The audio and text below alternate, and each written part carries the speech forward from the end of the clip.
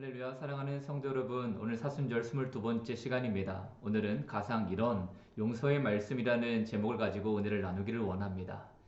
먼저 우리에게 주신 하나님의 말씀 누가복음 23장 34절 35절 말씀을 함께 읽겠습니다. 예수께서 이르시되 아버지 저들을 사하여 주옵소서 자기들이 하는 것을 알지 못함이니이다 하시더라. 그들이 그의 옷을 나눠 제비 뽑을새 백성은 서서 구경하는데 관리들은 비웃어 이르되 저가 남을 구원하였으니 만일 하나님이 택하신 자 그리스도이면 자신도 구원할지어다 하고, 오늘 예수님은 아버지 저들을 사하여 주옵소서 자기들이 하는 것을 알지 못함이니이다 라고 기도를 합니다. 그러니까 예수님께서 십자가에 달리셔서 첫 번째 하신 말씀 가상 일어는 용서라는 거죠. 예수님의 용서의 대상은 자신을 십자가에 못 박은 사람들 뿐만이 아니라 대제사장들, 그리고 바리새인들, 그리고 로마의 실행자들, 더불어 오늘 우리까지 모두 다 포함이 됩니다. 이 얼마나 위대한 용서인지 모르겠습니다. 기가 막힌 것은 그 용서를 하나님께 구하는 예수님의 근거죠. 뭐라고 말씀하세요? 자기들이 하는 것을 알지 못함이니이다. 정말로 그들은 자신들이 하는 것을 알지 못했나요? 멀리 갈 것도 없죠. 베드로가 예수님을 부인하고 저주한 이유 모르기 때문이었을까요? 예수님을? 가룟 유다가 예수님을 판 것, 다른 제자들이 벌거벗은 채 도망간 것, 그것이 다 정말로 예수님을 모르고 그들이 하는 행동을 몰랐기 때문일까요? 아니라는 거죠. 오늘 우리도 마찬가지입니다. 우리가 어떤 죄를 범할 때 몰라서 짓는 것이 아니라는 겁니다.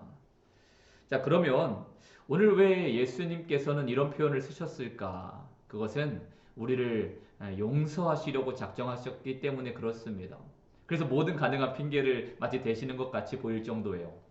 마치 아들이 잘못을 보면서 철이 없어서 그렇습니다 라고 말하는 우리 부모님들의 말과 같죠. 그런데 여러분 실상을 보면 예수님의 말씀은 옳습니다. 자기들이 하는 것을 알지 못한다. 이 말은 단순히 어떤 지식의 부재, 알의 부재를 말하는 게 아니죠. 곧 자신들이 죄를 모른다라는 것을 말씀하고 있는 것이 아니라 여기서 모른다라는 것은 깨달음의 부재를 말합니다. 깨달음의 부재. 이사야 선지자가 이렇게 말하죠. 이사야 53장 6절 말씀인데 우리는 다 양 같아서 그릇 행하여 각기 제 길로 갔거늘 여호와께서는 우리 모두의 죄악을 그에게 담당시키셨도다. 제 길로 갔다. 사사기 표현대로 하면 자기 소견에 옳은 대로 행한 것, 점잖게 자기 소견이라고 한 것이지 제멋대로 살고 제멋대로 믿었던 것입니다. 가끔 보도되는 뉴스에 보면 초등학생이 아이의 부모님의 차를 몰래 타고 나와서 여러 대의 차량을 들이받고 사고를 냈다라는 소식을 들을 때가 있습니다. 어떻게 이런 일이 일어날 수 있나? 아이들이 어려서부터 게임에 중독이 되어 있다 보면 게임상에서 운전할 수 있고 또 게임으로 사람을 다치게도 할 수 있는데 그래도 다시 시작하면 되지라는 생각을 한다라는 거죠. 이것을 일명 리셋 증후군이라고 부른다고 합니다. 그러니까 리셋 버튼만 누르면 다시 처음부터 시작할 수 있는 것처럼 게임상의 일을 현실 세계에서도 가능하다라고 착각하는 현상입니다. 오늘 이 시대를 보면서 종말의 현상은 무엇일까? 자신에게 주어진 신념대로 자신의 체계를 만들고 그래서 그것에 동조하거나 동의하는 세력이나 그런 세상만 신봉하며 살아가는 게 어쩌면 종말의 모습이 아닐까 생각합니다. 잘못된 정보로 형성되었는데 그것이 옳다고 생각하고 행동하는 것, 그것이 세상 종말의 모습이죠. 그런 면에 있어서 우리는 다른 의미의 리셋이 필요합니다. 세상 사람들이 걸어가는 길, 그 길이 아니라 우리는 말씀 안에서 새로운 신념대로 살아갈 수 있는, 믿음대로 살아갈 수 있는 리셋이 필요하죠. 바울이 그것을 강조했습니다. 로마서 12장 2절 말씀입니다. 너희는 이 세대를 본받지 말고 오직 마음을 새롭게 함으로 변화를 받아 하나님의 선하시고 기뻐하시고 온전하신 뜻이 무엇인지 분별하도록 하라. 이 세상을 본받지 말고 마음을 새롭게 리셋하라는 거죠. NIV 성경으로 이 말씀을 보면 Be transformed by the renewing of your mind 이렇게 되어 있거든요. 그러니까 renew는 새롭게 하다라는 뜻이잖아요.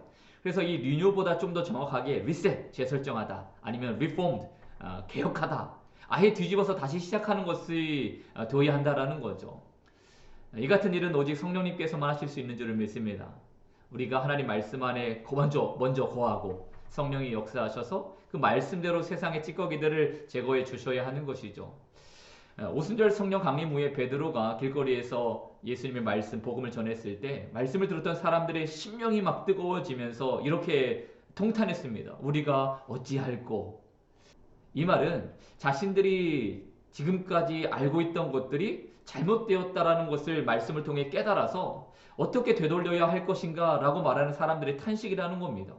그때 베드로가 사람들을 향해서 사도행전 2장 38절에 이렇게 말을 합니다. 베드로가 이르되 너희가 회개하여 각각 예수 그리스도 이름으로 세례를 받고 죄사함을 받으라. 그리하면 성령의 선물을 받으리니. 여기서 회개하여, 이것이 바로 리셋, 리폼이잖아요. 참된 회개로 나아가면 우리에게 무엇이 주어집니까? 오늘 바울이 말한 것처럼 예수 이름으로 세례를 받고 죄사함을 받고 성령이 내주하시는 그런 삶을 살 수 있게 되는 것입니다. 이 얼마나 놀라운 축복의 삶입니까? 지금껏 잘못된 삶의 제자리를 또 찾는 것이고 지금껏 거짓 속에 있으면서도 거짓의 정체를 알지 못하고 살아왔는데 이제 성령님으로 말미암아 우리는 바른 길을 갈 수 있게 된 것입니다. 이 모든 일이 가능할 수 있도록 하신 것이 무엇입니까? 바로 주님의 십자가죠. 우리가 각기 제 길로 갔지만 하나님은 그 죄악을 예수님께 담당시키셨고 예수님은 오늘 저와 여러분들을 위해서 십자가에 달려 아버지 저들을 사하여 주옵소서 자기들이 하는 것을 알지 못함이니이다 라고 기도하셨습니다. 이 놀라운 용서로 인해 우리는 더 이상 진노의 자녀, 심판의 자녀가 아니라 은혜와 영생의 자녀가 된 것입니다. 사랑하는 성도 여러분, 사순절을 보내면서 우리를 용서한 주님의 이 기도, 또 우리를 용서한 십자가의 놀라운 은혜, 우리를 용서한 하나님의 큰 사랑을 깨닫고 우리 모두는 세상 이웃을 내 몸과 같이 용서하고 사랑할 수 있는 그런 주님을 닮아갈 수 있는 귀한 삶이 되기를 원합니다. 기도하겠습니다.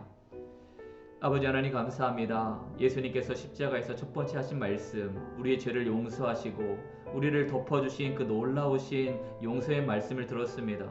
하나님 이 말씀과 같이 우리는 각기 제 길로 갔던 인생이지만 주님께서 우리의 길을 우리의 죄악을 십자가로 담당하시고 제자리로 올 수 있도록 인도하여 주신 그 은혜를 날마다 기억하며 우리 인생을 새롭게 함으로 리셋하고 다시 늘 주님께서 말씀하신 대로 살아갈 수 있는 은혜와 힘을 허락하여 주옵소서. 감사드리며 우리 주 예수님의 이름으로 기도하옵나이다. 아멘.